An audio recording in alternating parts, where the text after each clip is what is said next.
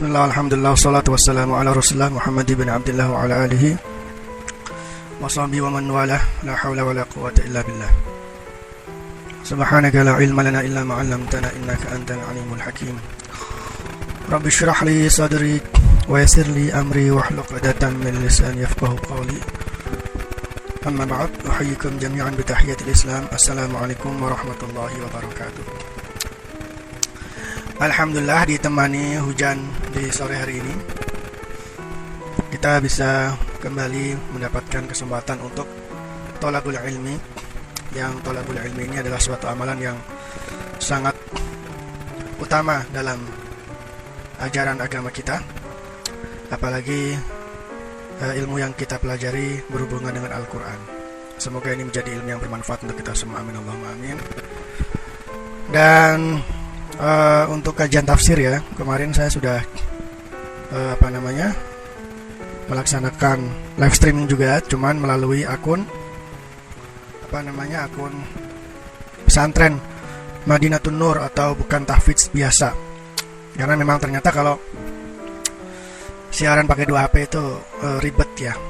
Jadi akhirnya kemarin untuk kajian tafsirnya saya live streaming pakai Instagram Pondok.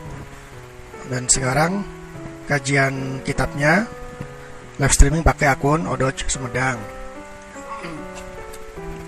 Dan sepertinya untuk selanjutnya seperti itu ya, gantian ya.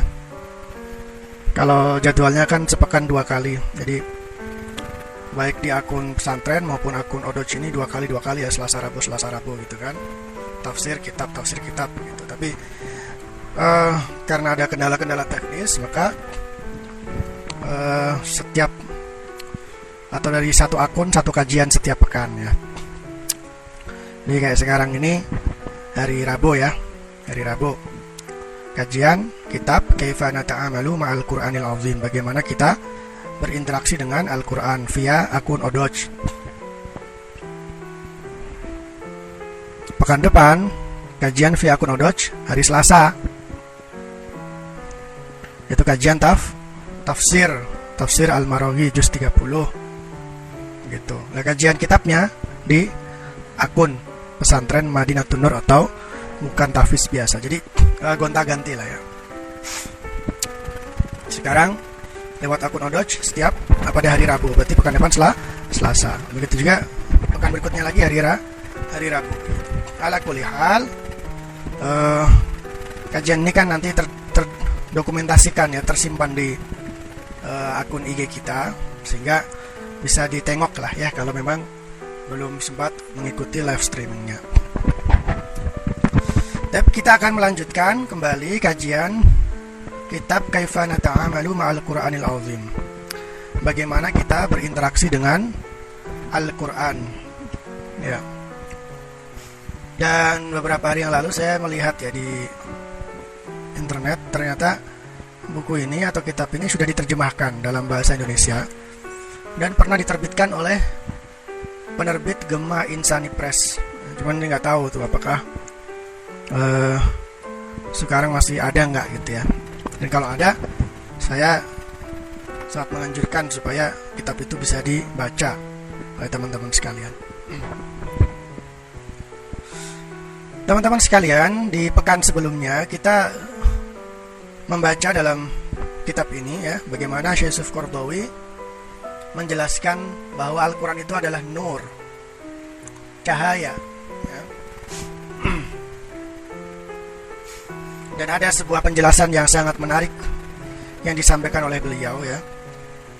Beliau mengatakan bahwa di antara perbedaan Al-Quran dengan kitab-kitab lain seperti Taurat dan Injil ya, itu kalau Al-Quran itu Allah menyebutnya sebagai cahaya ya. Nurun ala nur ya. Qad ja'akum minallahi nurun wa kitabun mubin, telah datang kepada kalian cahaya dan kitab yang menjelaskan ya. Begitu juga dalam ayat-ayat yang lain lah, ketika Allah mensifati kitab Taurat, kitab Injil, itu ungkapannya berbeda. Jadi kalau Al-Quran kan memang disebut sebagai cahaya. Tapi kalau Taurat dan Injil itu Al-Quran atau Allah mengungkapkannya dengan ungkapan yang sedikit berbeda. Bagaimana ungkapannya? Contoh dalam Al-Maidah ayat 44, Inna anzalna taurata fiha hudaw wa nur. Inna anzalna taurata fiha hudaw wa nur. Itu. Sesungguhnya kami menurunkan Taurat yang di dalamnya ada huda, petunjuk dan cahaya.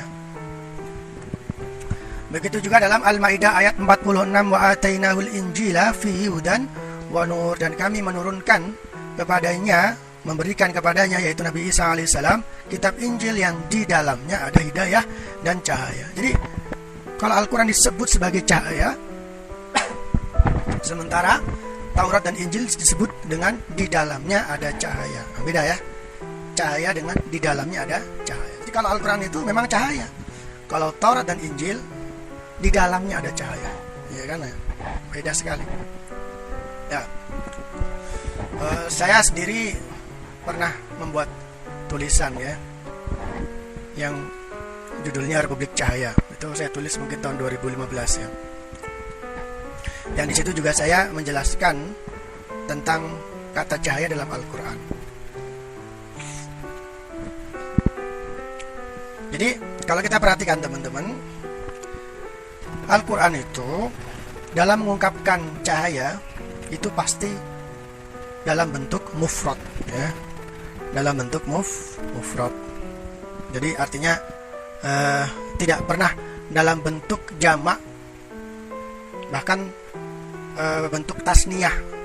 Tasniyah itu artinya kata yang bermakna dua ya. Contoh masjidaini, dua masjid, qalamaini, dua pena begitu. Jadi Al-Quran itu lafaz cahaya pasti selalu disebut dalam bentuk tunggal, nggak pernah dalam bentuk jamak. Jamaknya cahaya apa?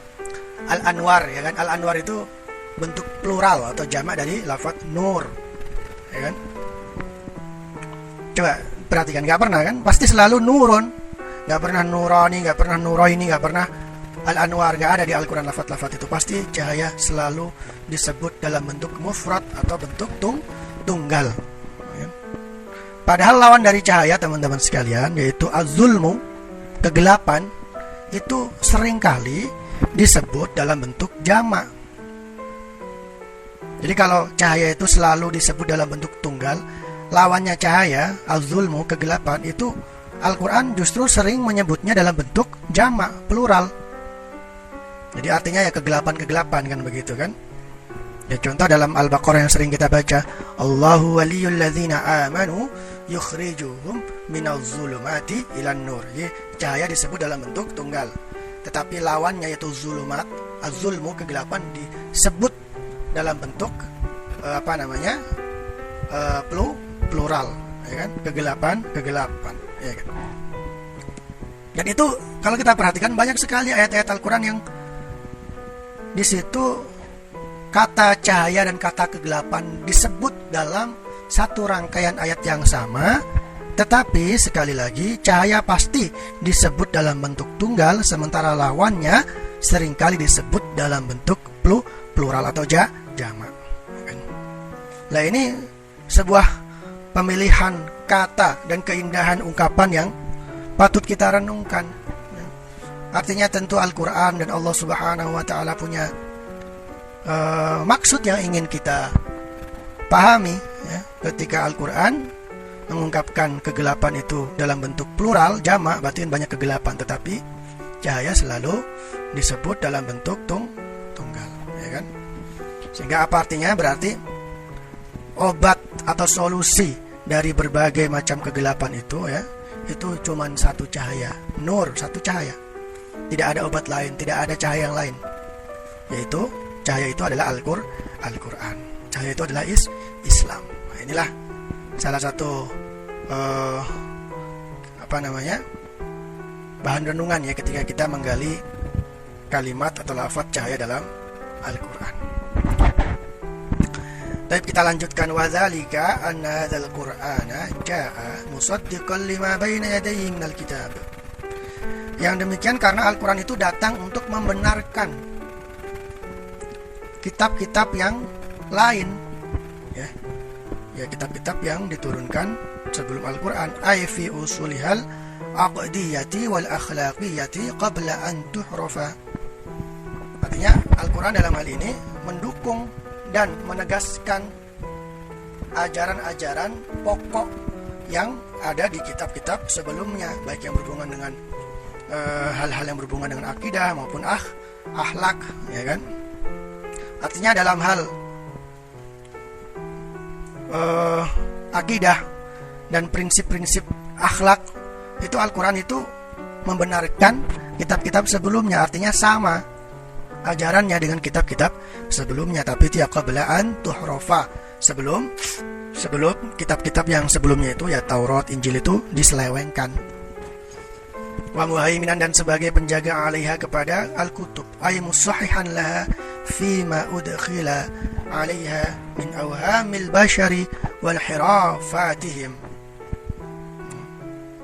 Dan dalam hal ini Al-Quran juga membenarkan, ya, meluruskan hal-hal yang sudah diselewengkan, yang sudah disimpangkan, ya, diselewengkan oleh manusia, ya.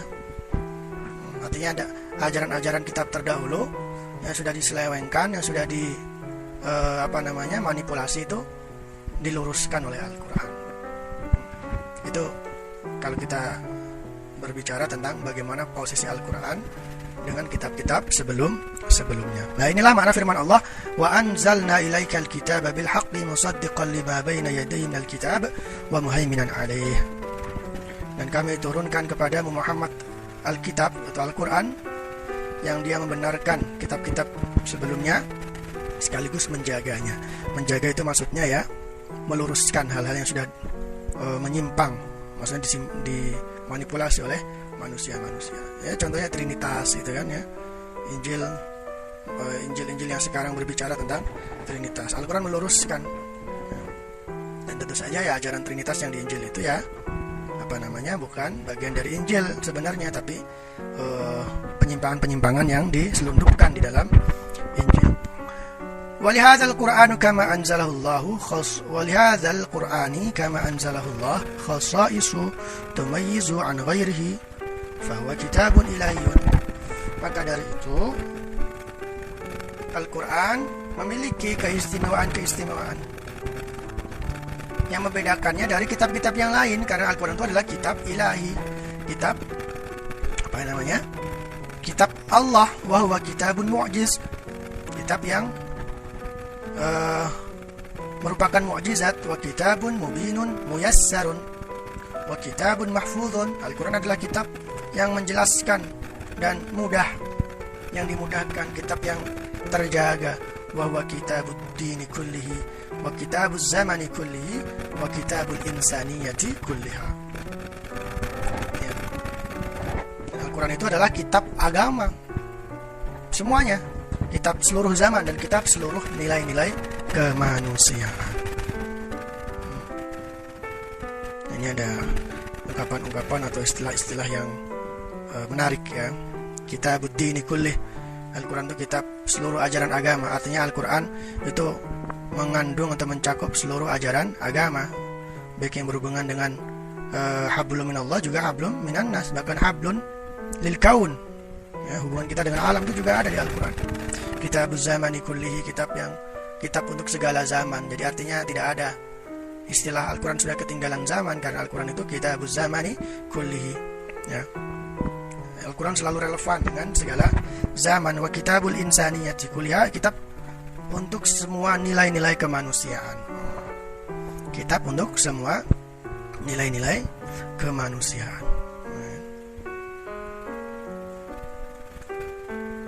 Jadi nilai-nilai kemanusiaan, ya, itu semuanya sudah diajarkan dalam Al-Quran.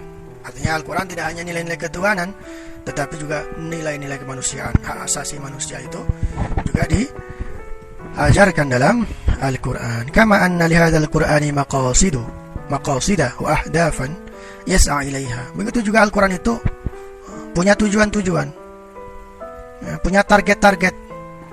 Jadi Al-Quran itu punya target, punya tujuan. Nah, kadang-kadang ini yang sering kita lalaikan, ya. Jadi seakan-akan kita lupa bahwa Al-Quran itu punya tujuan-tujuan. Akhirnya kita tanpa menyadari menempatkan Al-Quran sebagai sarana saja, sarana. Padahal Al-Quran itu memiliki tujuan-tujuan ya. Atau kadang kita salah dalam mendefinisikan tujuan Al-Quran. Seakan-akan Al-Quran itu cuma untuk hiburan ya.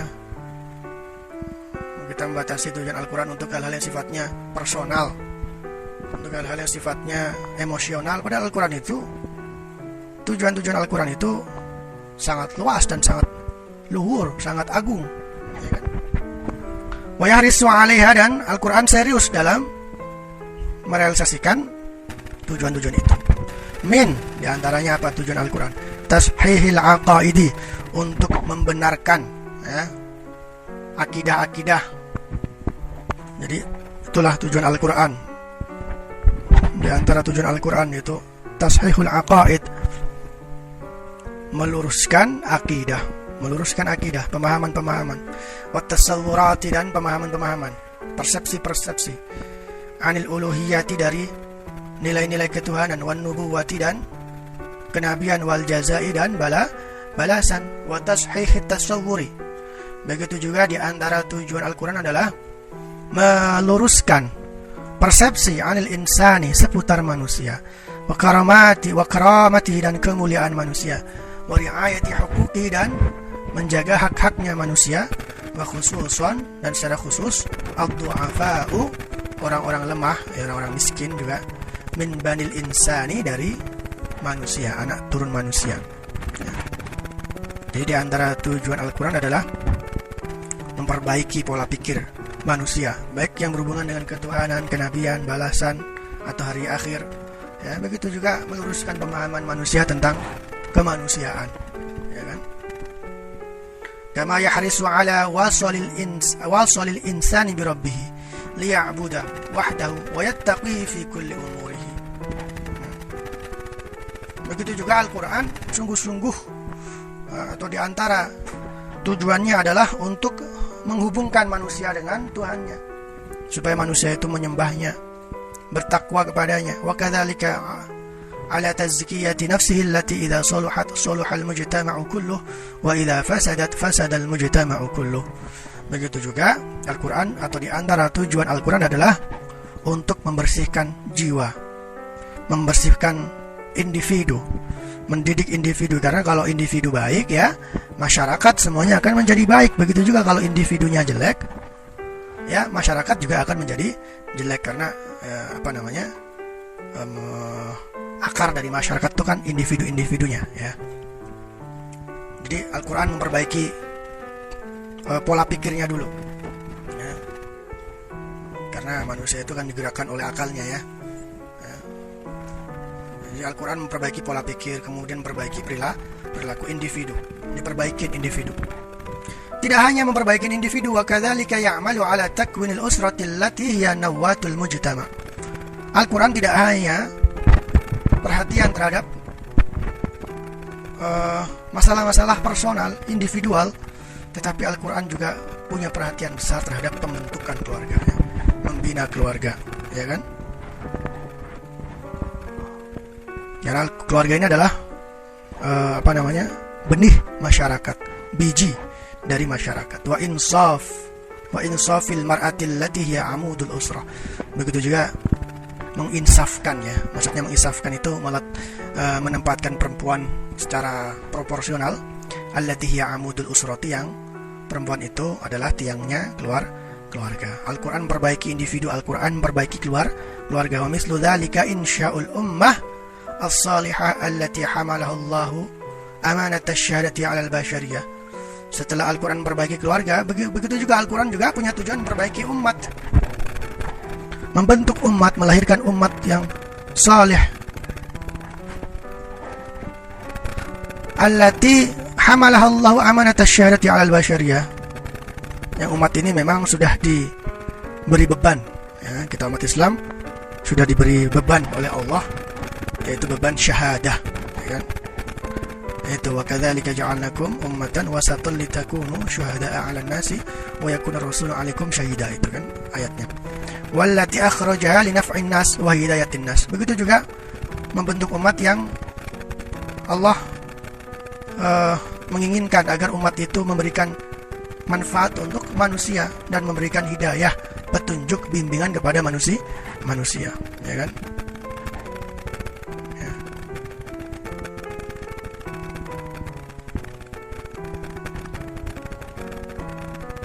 Wa ba'da dzalika, dan setelah itu, setelah Al-Quran memperbaiki individu, memperbaiki keluarga, memperbaiki umat, ya, membentuk suatu umat, ad-da'watu ila alamin insaniyin yata'arafu wa la yatanakaru. Al-Quran mengajak kepada seluruh manusia untuk saling mengenal, ya, saling mengenal, bukan saling ingkar, ya. Artinya Al-Quran memiliki tujuan dalam skala global ini agar semua manusia itu saling ta'aruf, ya, saling mengenal, saling mendekat, ya, bukan saling ingkar, saling berantem, ya kan, ya. Karena di luar kan banyak isme-isme yang memang dari awal itu yang ngajaknya ya agar manusia saling bertarung, ya, kayak rasisme, ya. Dulu di Jerman itu ada ajarannya Hitler itu kan, yang menganggap bahwa rasnya Hitler, Jerman, Arya itu adalah ras yang terbaik, yang selainnya ya ras-ras yang hina, sehingga berhak untuk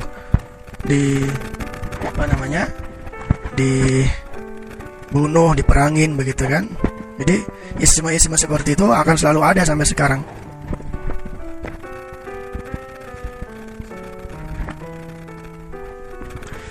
Nah, Al-Quran dari dulu justru hadir untuk bagaimana agar manusia ini hidup harmoni, ya. Ta'aruf, saling ta'aruf, wa yatasamahu, dan saling bertasamuh, saling memaafkan, wa la yata'assabu, dan tidak ta'assub, fanatisme yang kayak rasisme gitu, ya. Wa yata'awan, dan agar bekerja sama manusia itu alal birri wat taqwa, atas nilai-nilai kebaikan dan ketakwaan, la alal itsmi wal udwan, tidak kepada nilai-nilai dosa dan permusuhan. Itu adalah penjelasan global tentang maqasidul Quran, yang tentu saja ini juga maqasidul Islam dan maqasidus syariah, ya. Tujuan Al-Quran yaitu untuk memperbaiki individu, memperbaiki keluarga, dan memperbaiki atau melahirkan umat, ya kan, begitu, ya. Ini harus kita pahami. Dan Al-Quran sudah sangat baik menjelaskan, ya, poin-poin tadi, nilai-nilai dasarnya, termasuk juga sebagian teknisnya agar perbaikan individu, perbaikan keluarga, perbaikan masyarakat, ya, lokal dan nasional ini semua bisa dicapai dengan baik, ya kan, ya. Karena memang itulah tujuan-tujuan Al-Quran, dan Al-Quran serius dan tentu saja realistis dalam rangka ingin mencapai tujuan-tujuan itu. Alhamdulillah, sebentar lagi sudah jam 5:30, ya, karena memang jatah kita setengah jam saja. Baik, itu teman-teman sekalian, kajian kita dari kitab Kaifa Nata'amalu Ma'al Qur'anil Azim karya Syekh Yusuf Al-Qaradawi, dan masih di pembukaan, ya. Insyaallah akan kita lanjutkan di Rabu pekan depan, ya. Aku qouli hadza wa astaghfirullah li wa lakum. Subhanakallahumma wa bihamdika asyhadu an la ilaha illa anta astaghfiruka wa atubu ilaik. Wassalamualaikum warahmatullahi wabarakatuh.